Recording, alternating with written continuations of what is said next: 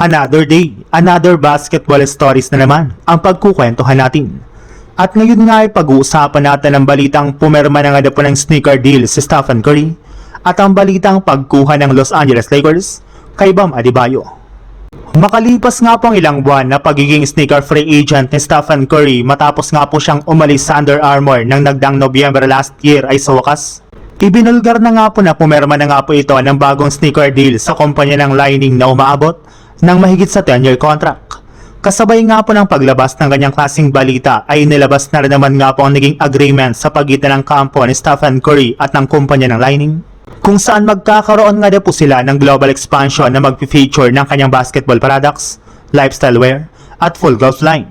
Magkakaroon na rin naman nga po dito si Curry ng kapangyarihan na mag-sign ng mga atleta na magre-represent sa Curry brand. At higit sa lahat, plano rin naman nga po ng Lightning na magtayo ng Curry brand store sa United States at maging sa China.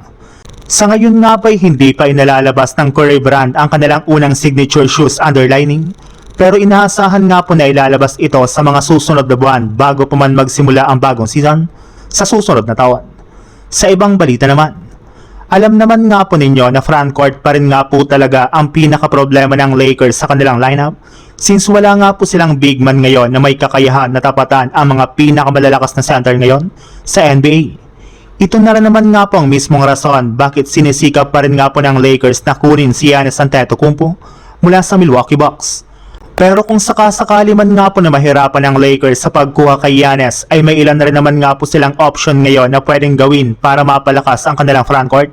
At ito nga po yung posibilidad na pagsungkit nila kay Bam Adebayo sa pamamagitan ng isang trade. Kumpara nga po kay Giannis ay mas madali nga po para sa Lakers na makuha si Adebayo sa isang trade mula sa Miami Heat, kung saan magagamit nga po nila dito bilang trade package ang kanilang mga player na sina Rui Hachimura, Austin Reeves, Dalton Knecht, at ilan sa kanilang mga draft picks.